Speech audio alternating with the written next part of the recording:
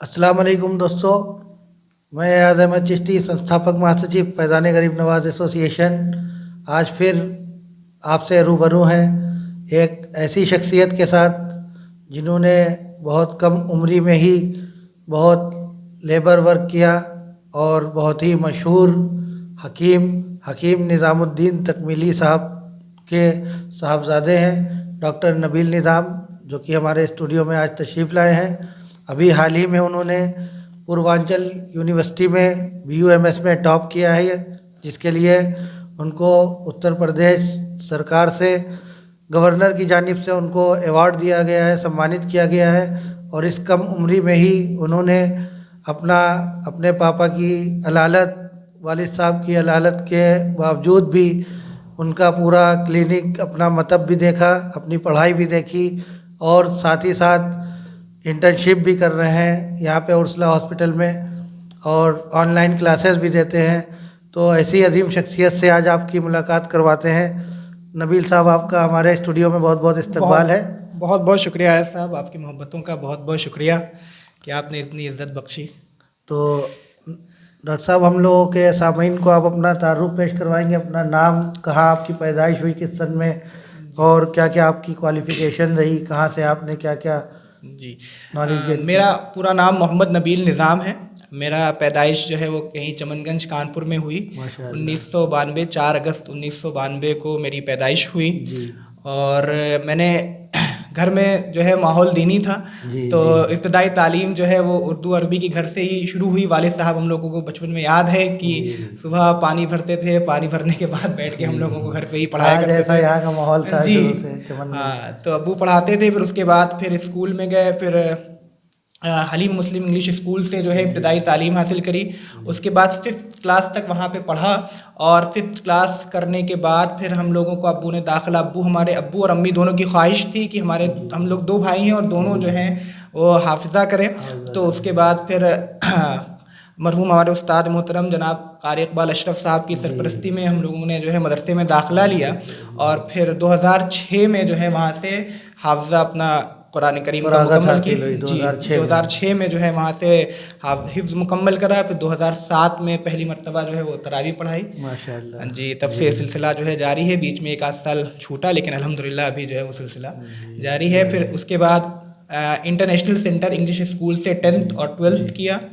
फिर 2010 में 12th हमने मुकम्मल किया।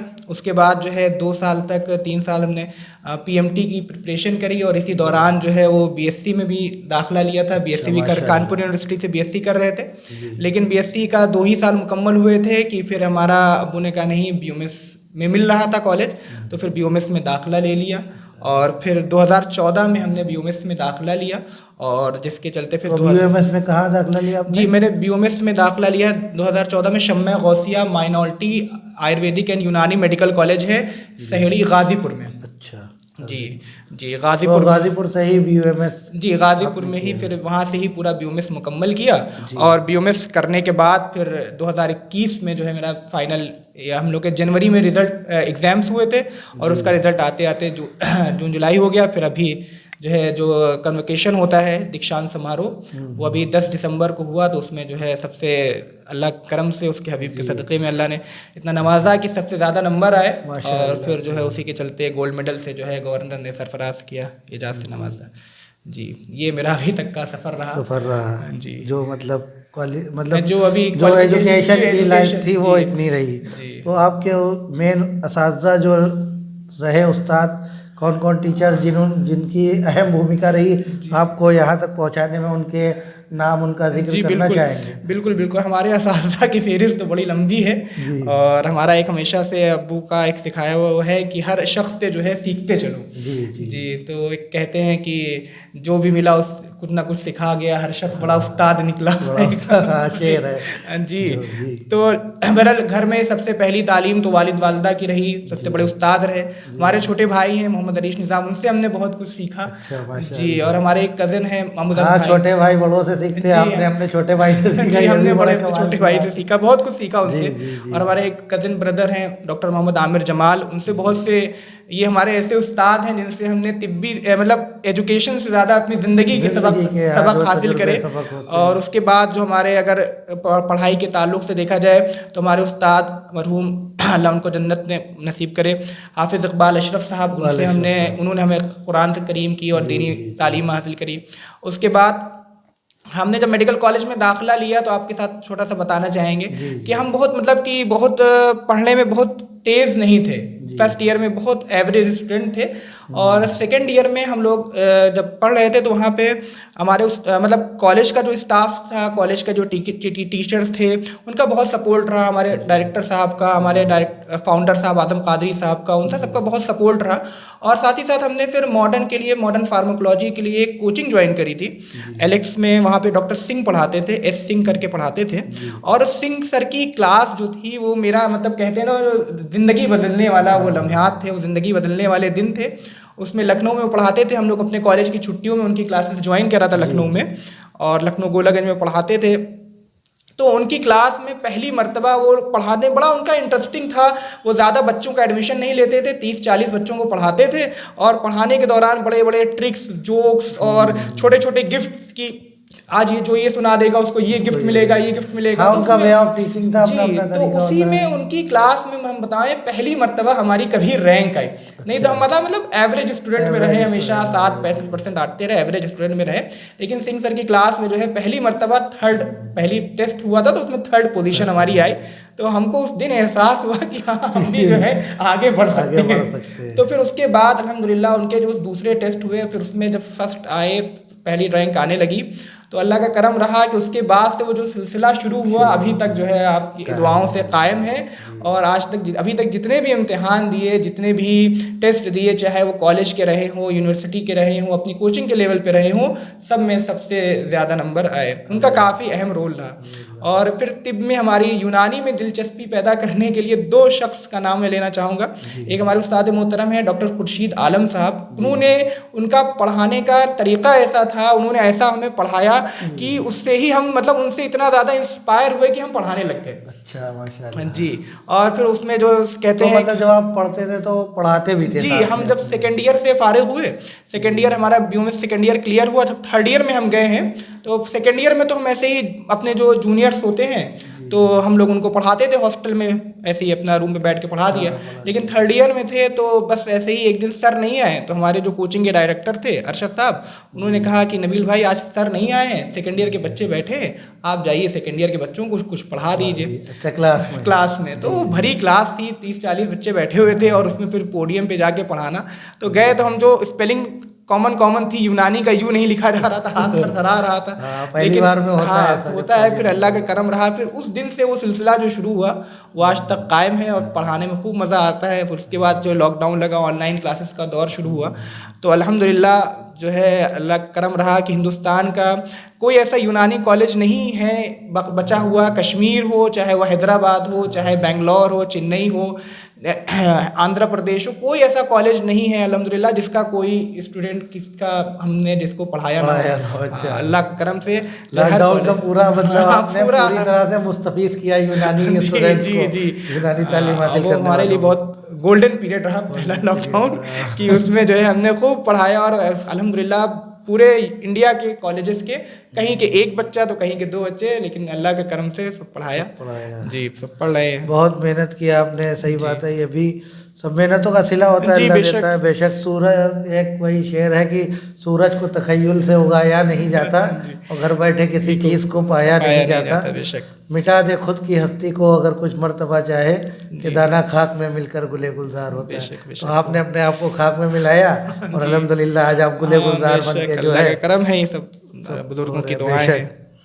तो डॉक्टर नबील साहब, हर शख्स की ज़िंदगी में कुछ ना कुछ ऐसे यादगार लम्हे होते हैं जो उसको हमेशा याद रहते हैं। खुशी के होते हैं, गम के होते हैं, कुछ मेमोरेबल इवेंट्स होते हैं, मोमेंट्स होते हैं। तो कुछ यादगार लम्हे अपनी ज़िंदगी के शेयर करना चाहेंगे? बिल्कुल ऐसा जैसे सबसे यादगार लम्हा तो हमारी ज़िंदगी का और पहला जो लम्हा हमें याद है वो ये है कि जब हमें मदरसे में हम लोग फारिग हुए थे और दस्तार बंधी थी सर पे, वो लम्हा आज भी याद है कि और दूसरी बात, जब हमारी पहली मर्तबा हमने तरावी का दौर मुकम्मल किया था, तो उस वक्त जो हमारे वालिद वालिदा की आंखों की खुशी थी, वो आज भी हम आंख बंद करें तो याद आ जाता है। उसके बाद फिर जब वो सिंह सर की क्लास में पहली मर्तबा रैंक आई थी तो वो खुशी थी, और उसके बाद फिर अभी जब गोल्ड मेडल मिला तो ये खुशी रही। ये खुशी के कुछ लम्हात थे जो हमेशा याद आते हैं, और सिंह सर ने काफी मुतासिर किया। बहुत बहुत बहुत आज भी उनको जो है इंस्पायर करते हैं। बहुत खुश हुए होंगे जब जी, बेशक बेशक, रैंक आई, आपको अवार्ड मिला, तब तो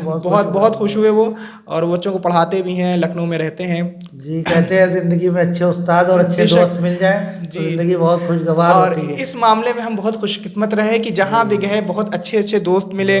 मदरसे में रहे तो मदरसे के जो भी दोस्त हैं वो आज तक हमारे साथ हैं, और सबसे साथ होने के साथ साथ हर सुख दुख में हमारे साथ खड़े रहते हैं। जी, अब आपको मालूम का मकसद ही यही जी, होता अभी है। हमारे वालिद साहब बीमार थे तो उसमें हमारा जो दोस्त थे सब मतलब कि अपने सर पैर एक करके दिन रात एक करके हर वक्त वालिद की तरह जी, अपने वालिद की तरह। किसी ने मतलब इतना लॉकडाउन था, कोविड का टाइम चल रहा था, किसी ने किसी चीज़ की फिक्र ना करते हुए हर वक्त हमारे लिए खड़े रहे। चाहे वो रात के 2 बजे हमने फ़ोन किया तो हाजिर हुए, और सुबह हमने बुलाया तो दिन भर अपने सारे काम छोड़ के रहे। तो इस मामले में तो हम अल्लाह का शुक्र अदा करें कि बहुत बहुत खुशकिस्मत है जिसको अच्छे दोस्त मिले। जी बिल्कुल। ठीक, तो आपके लिए जो आपकी ज़िंदगी में एक प्रेरणा स्रोत होता है, हर शख्स का आइडियल शख्स होता है कोई, तो आपकी आइडियल पर्सनालिटी कौन है और क्यों है, इसके बारे में जी, हमारे सबसे आइडियल तो वही हम लोग मुसलमान हैं तो नबी करीम सल्लल्लाहु अलैहि वसल्लम की सुन्नतों पे अमल करना चाहते हैं, उन्हीं के बताए हुए रास्ते पे चलना चाहते हैं।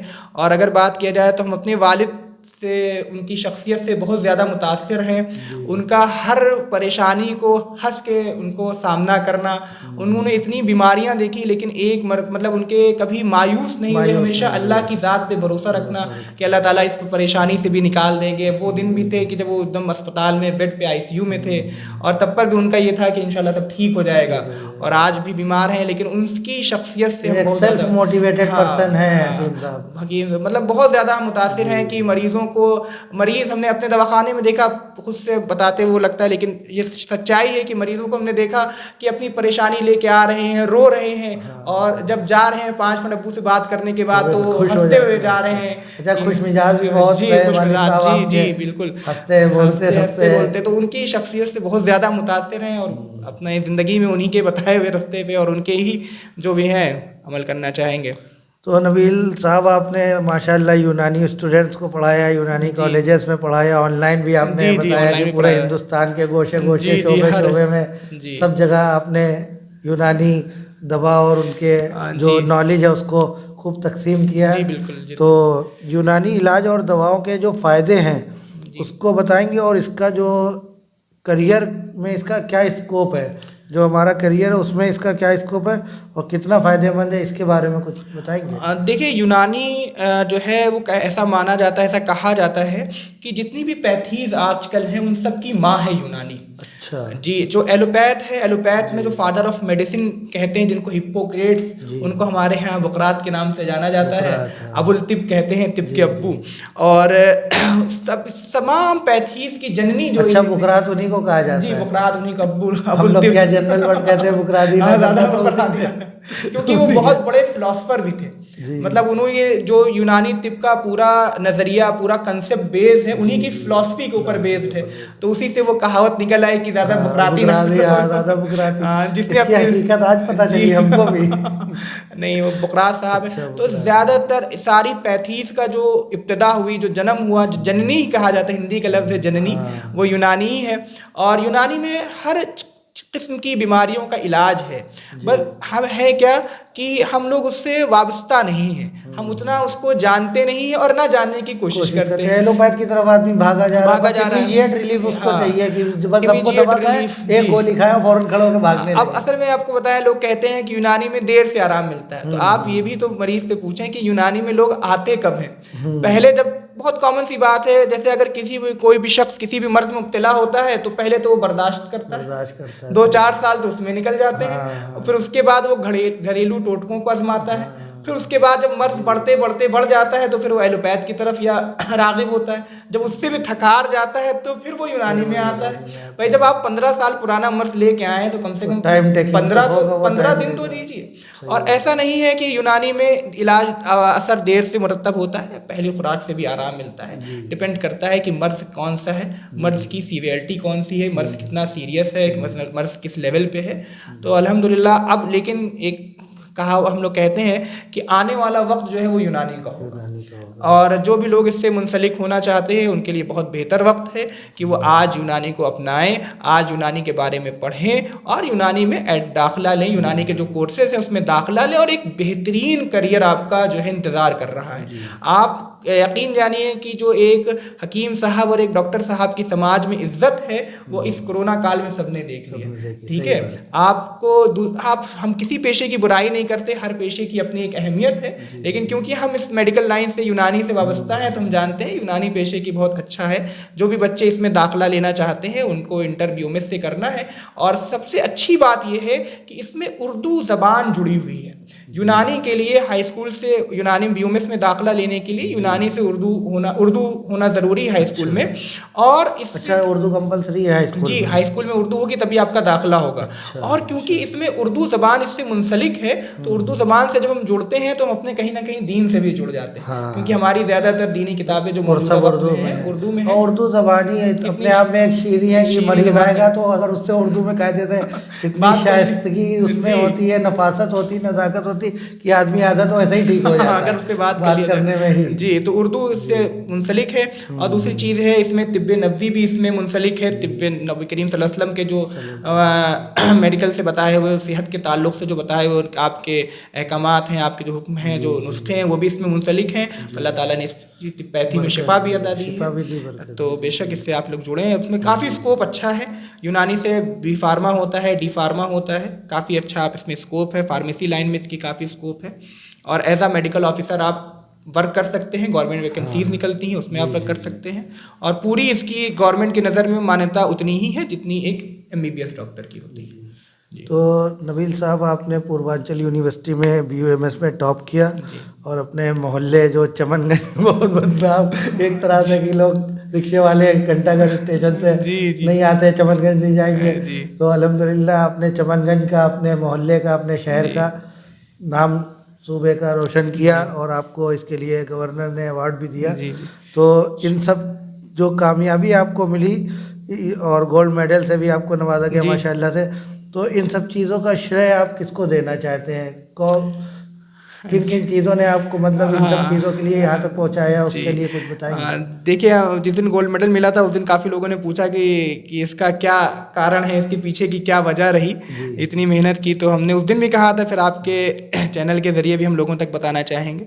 ये गोल्ड मेडल जो है सिर्फ एक मेडल नहीं बल्कि ये बताता है कि हमारे वालिदैन ने, हमारे घर वालों ने कितनी ज़्यादा कुर्बानियाँ दी, हमारे असातिज़ा इकराम ने कितनी ज़्यादा मेहनत करी हमारे साथ। हम तो एक कॉमन बच्चे तो सब बराबर ही होते हैं, ठीक है। हमारे असातिज़ा इकराम ने कितनी ज़्यादा मेहनत करी, हमारे जो दोस्त थे, 2-4 दोस्तों का नाम भी लेना चाहेंगे, जैसे डॉक्टर खालिद साहब हैं, अरशद सर हैं, वेरी हसन अंसारी साहिबा हैं। तो ये सब दोस्तों का सपोर्ट रहा, हमारे जूनियर, हमारे सीनियर्स का साथ रहा और बिलखुसूस में बहुत अहम किरदार अदा किया हमारे स्टूडेंट्स ने। क्योंकि जब आदमी अपने लिए पढ़ता है तो एक चीज़ को एक ही मरतबा पढ़ता है, लेकिन जब पढ़ाने के लिए पढ़ता है तो कई मरतबा पढ़ना पड़ता है। और सब बहुत बड़ा अहम किरदार अदा किया उन्होंने, हमारे स्टूडेंट्स ने। और उन्हीं सब की सहात का, मेहनत का नतीजा रहा, अल्लाह का करम रहा और बुजुर्गान दीन का दुआएं रहीं कि इस मकाम तक हम पहुँच पाए। अच्छा, तो अब नबील साहब, जो मौजूदा हालात हैं, अब दौर तो आप देख रहे हैं, हम इसी 5-10 साल में इतना माहौल ख़राब हो गया है। पहले इतना अच्छा इस मुल्क का माहौल था, तो जो हालात हैं, हालात हाज़िरा हैं, इनको मद्देनज़र रखते हुए आप हमारे कौम को, हमारे लोगों को और इस देशवासियों को क्या पैगाम देना चाहेंगे हमारे चैनल के माध्यम से? जी, हम चैनल के ज़रिए आपके और तमाम लोगों को यही कहना चाहेंगे, जो सबसे पहले अल्लाह ताला ने कुरान के ज़रिए हमको हुक्म दिया कि पढ़ो, इक़रा, पढ़ो। इल्म के, जैसे हमारे इमाम साहब जो है क़ारी क़ासिम हबीबी साहब भी अपने हर खुतबे से पहले इल्म पे बहुत ज़्यादा तवज्जो देते हैं, बहुत ज़्यादा ज़ोर देते हैं। तो उन्हीं से हम बहुत ज़्यादा इंस्पायर भी हैं, तो उन्हीं की बात को हम रिपीट करना चाहेंगे कि इल्म ही वो चाबी है जिससे दुनिया के हर ताले को खोला जा सकता है, हर दिल को जीता जा सकता है और हर दौर में कामयाबी हासिल करी जा सकती है। नबी करीम सल्लल्लाहु अलैहि वसल्लम का भी हुक्म रहा कि इल्म हासिल करने के लिए चीन तक जाना पड़े तो जाओ, तो वही है, इल्म हासिल करो और दूसरों के साथ रहम का मामला करो।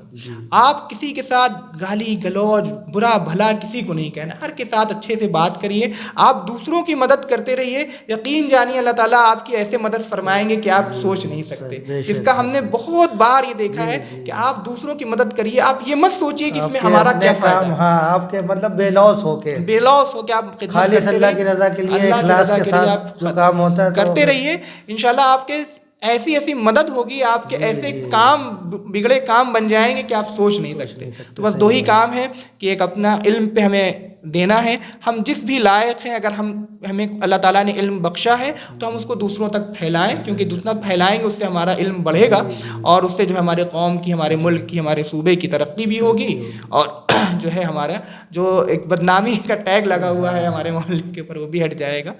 जी।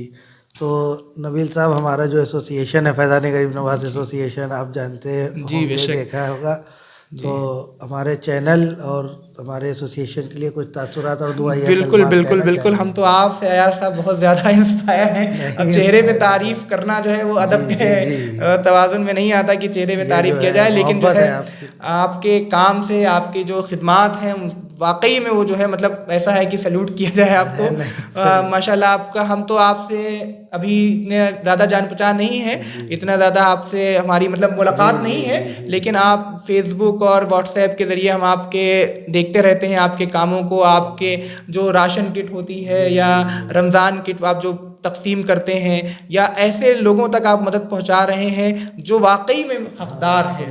जी, आपका चाहे वो बीमारों अस्पताल में जाके बीमारों की इयादत करना हो, उनको फलों को तकसीम करना हो, तो ये बहुत माशाल्लाह आप इसके मुबारकबाद के आपको मुबारकबाद देता हूँ मैं। बहुत बहुत आप अच्छा काम कर रहे हैं। अल्लाह रब्बुल इज़्ज़त से हमारी दुआ है कि आपके एसोसिएशन के, आपकी तंजीम के, आपको और जितने भी इससे अरकान हैं और सबको अल्लाह ताला जो है खूब नवाजे, खूब तरक्की अदा करे, आपकी तंजीम को खूब तरक्की अदा करे और आपके तमाम जायज़ तमन्नाओं को, आपके तमाम जायज़ कामों को अल्लाह ताला कबूल करे और इसका खूब जज़ाए खैर अदा करे।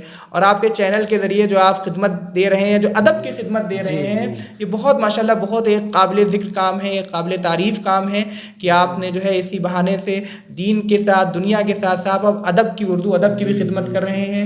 आप इससे ज़रिए लोगों को यूट्यूब चैनल देखिए बहुत, और हम बताना चाहेंगे थोड़ा सा ये भी कि चैनल तो देखिए यूट्यूब पे बहुत चल रहे हैं, बेपनाह चैनल चल रहे हैं लोग। तो एक यही कोशिश थी हमारी, अब हम लोग ने 14 साल दरसे हदीस का भी प्रोग्राम किया, हमारे हजरत आए बेलौस खिदमत उन्होंने अंजाम दी, मेन खिदमत उन्हीं की थी। हम लोग तो कुर्सी मेज लगा दिया, साउंड लगवा दिया, खपून शरीफ से चल के आना, और 14 साल उन्होंने खिदमत अंजाम दी, हर महीने आके और बिना नजराने के बेलौस। ये बहुत बड़ी बात होती है, 14 साल माहाना प्रोग्राम चला।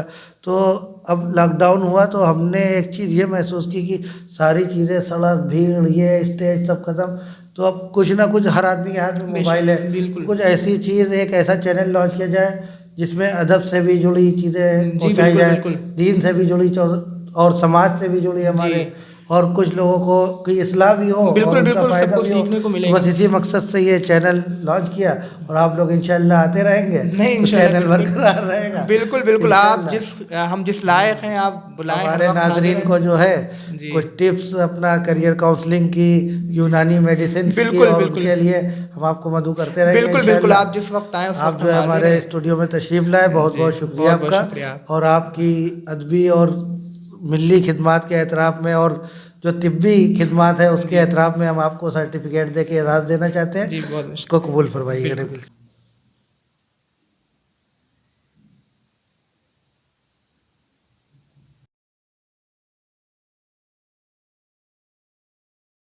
तो दोस्तों, ये थे डॉक्टर नबील निज़ाम साहब, गोल्ड मेडलिस्ट, जिन्होंने अभी अपनी ज़िंदगी के बारे में, अपनी हयात के बारे में आपको बताया, आपसे यूनानी में किस तरह से करियर है और उसके क्या क्या फ़वाइद हैं वो भी शेयर किए।